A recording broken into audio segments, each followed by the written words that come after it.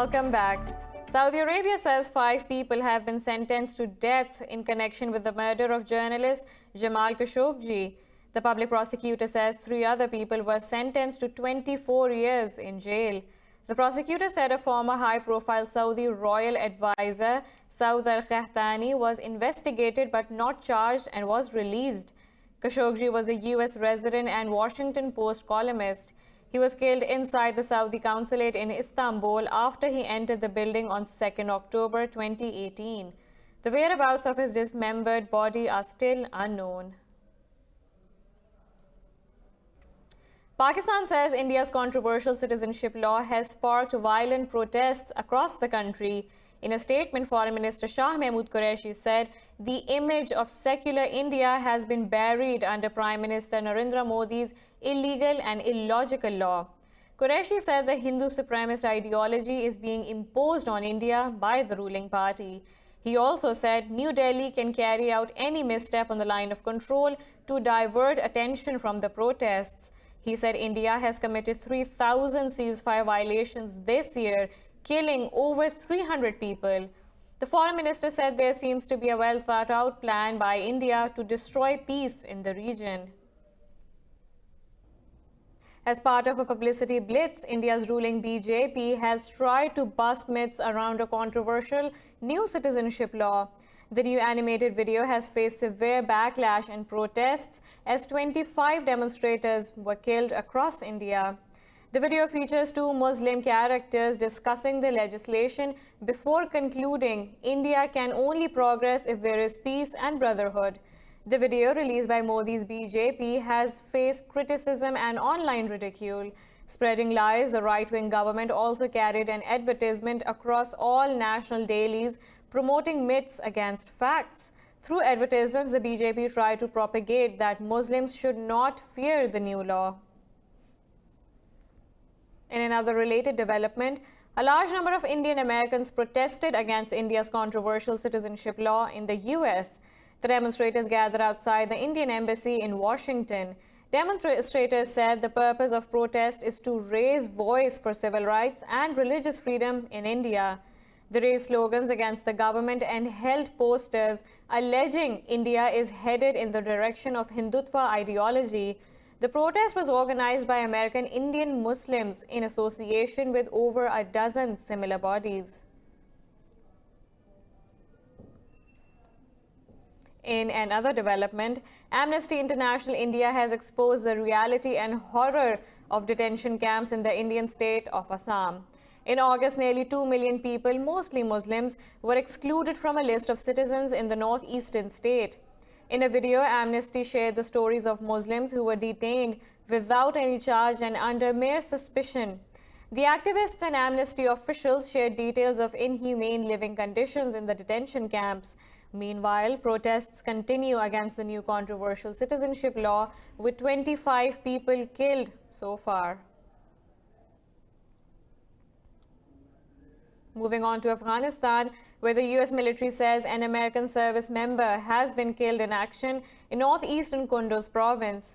Claiming responsibility, Taliban say the soldier was killed in an improvised explosive device blast in Shahar Dara district.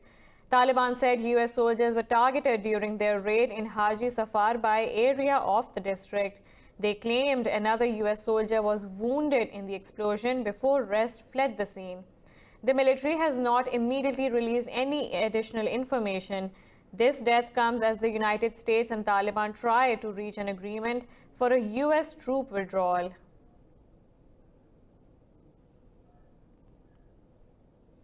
In Syria, the death toll of Russian airstrikes in the northwestern de-escalation zone of Idlib has risen to 9. Opposition aircraft monitors said the warplane struck Maratul Numan city and a number of nearby villages. Russian planes also targeted the route Syrians take onwards the Turkish border to escape the bombings. Earlier, airstrikes killed 16 people and wounded 36 in Idlib. Over 1,300 civilians have been killed in the de-escalation zone despite the Ankara-Moscow deal.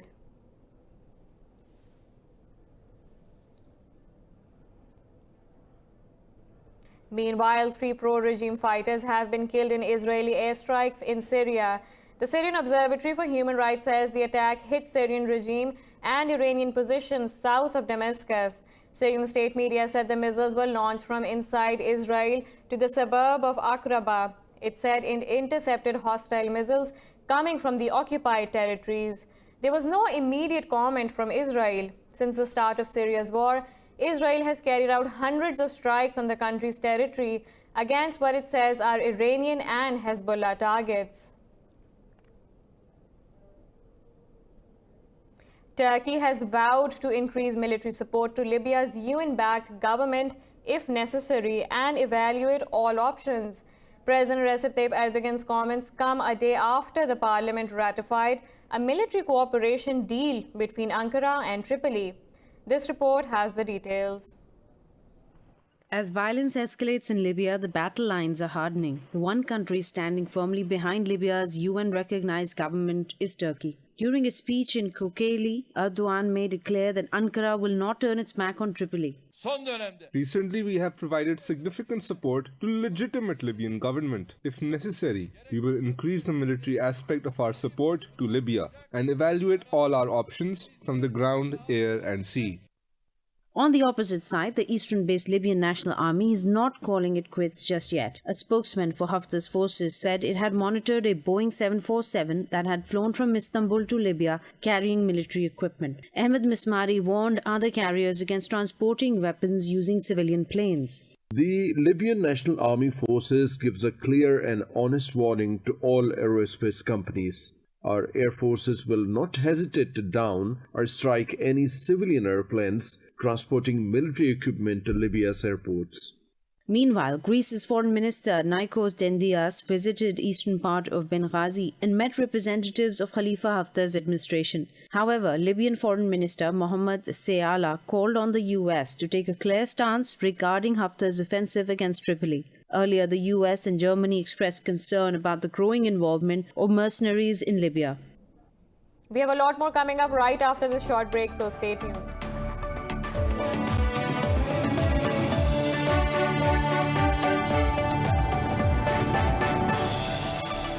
In Beijing, Chinese President Xi Jinping met with Japanese Prime Minister Shinzo Abe just before a trilateral summit between leaders from China, Japan and South Korea.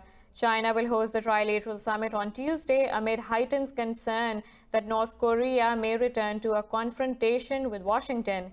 Chinese Premier Li Keqiang will be attending the trilateral summit in Chengdu along with Moon and Abe.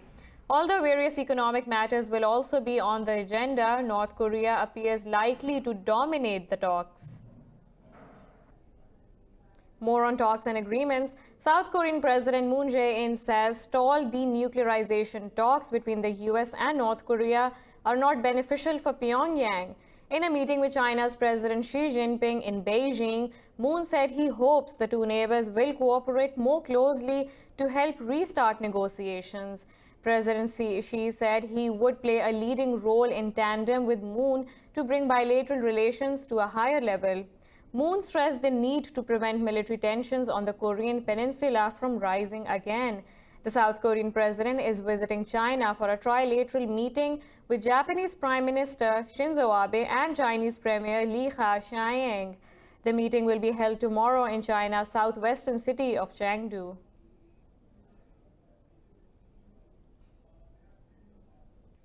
Algeria's Army Chief General Ahmed Gaid Salah has passed away at the age of 79. State media said he died after suffering a heart attack. Salah was seen as Algeria's de facto strongman since the country's longtime president Abdel Aziz Bouteflika was ousted in April. He played a key role pushing through the 12 December presidential elections in the face of stiff opposition on the streets. President Abdelmajid Tebboune names General Said Shengria as acting chief of staff of the armed forces. In Honduras, 18 prisoners have been killed during a fight between armed gangs of inmates in El Porvenir prison.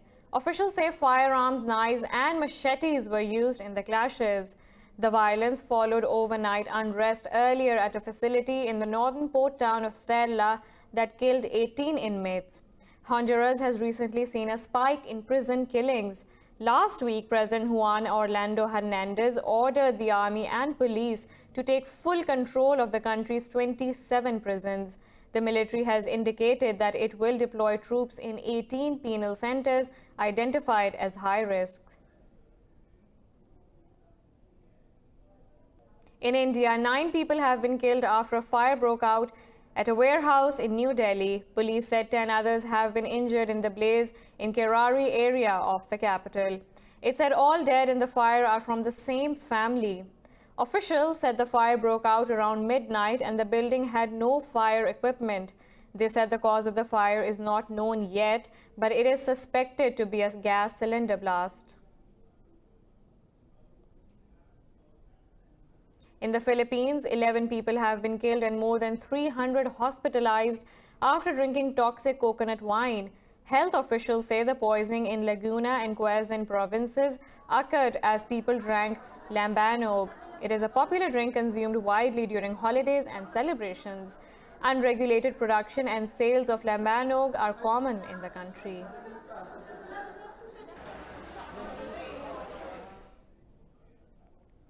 In Indonesia, 3 university students have been found dead in a cave after being trapped by floodwater. Rescue officials said 8 students were trapped in the West Java cave and 5 of them have been rescued. The students, part of a university nature club, went there to train in basic caving. Rescue officials said students were trapped inside the cave for days before the team managed to evacuate them. A nature club member said weather was normal when the students entered the cave, but a sudden heavy downpour hit the area. Australian Prime Minister Scott Morrison says he will not make cuts to the nation's coal industry.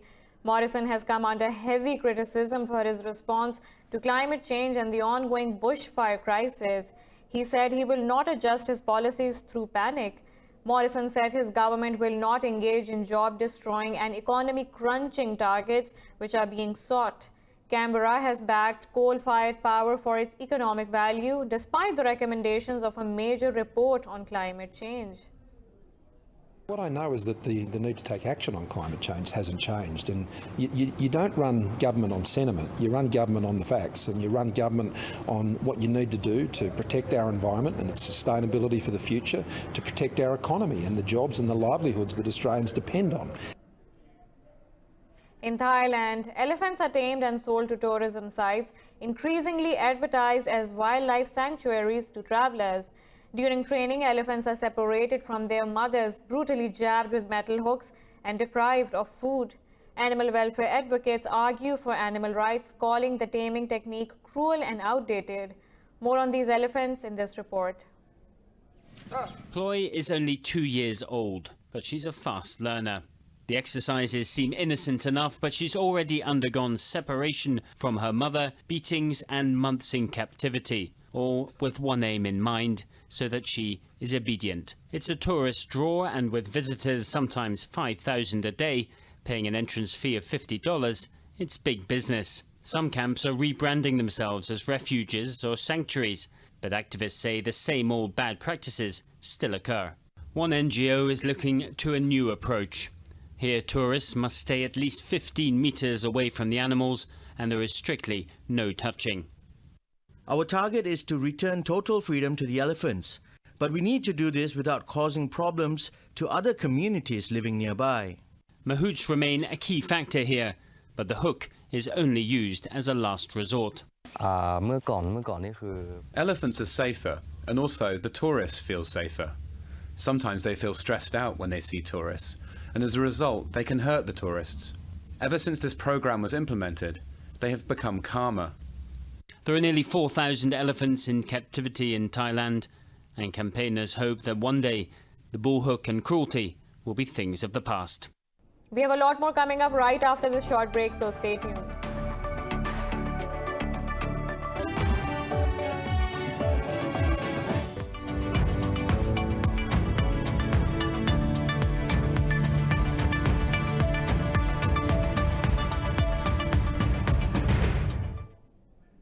Stock markets across Europe are trading fractionally lower amid lack of stimulus. Investors locked in some of the recent gains in thin trading ahead of Christmas and Boxing Day holidays later in the week. In initial trade, London's benchmark FTSE 100 index dipped about 0.2%. The Pan-European Stock 600 index was down by a fraction. The Paris CAC 40 slipped marginally, while Frankfurt's DAX 30 remained flat compared with Friday's closing level. In Asia, mainland Chinese stocks fell as the Shanghai Composite slipped by 0.5%. Hong Kong's Hang Seng Index is flat. Japan's Nikkei 225 is trading flat, and South Korea's Kospi has marginally declined. Meanwhile, oil prices have slipped as Brent crude is down to nearly $66 per barrel.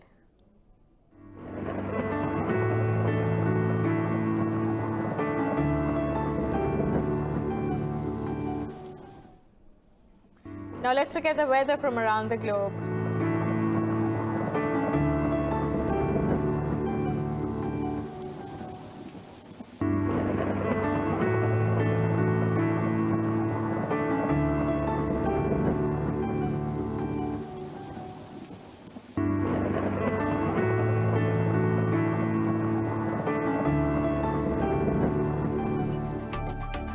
This is all for now. For the latest updates, you can follow us on social media at indus.news.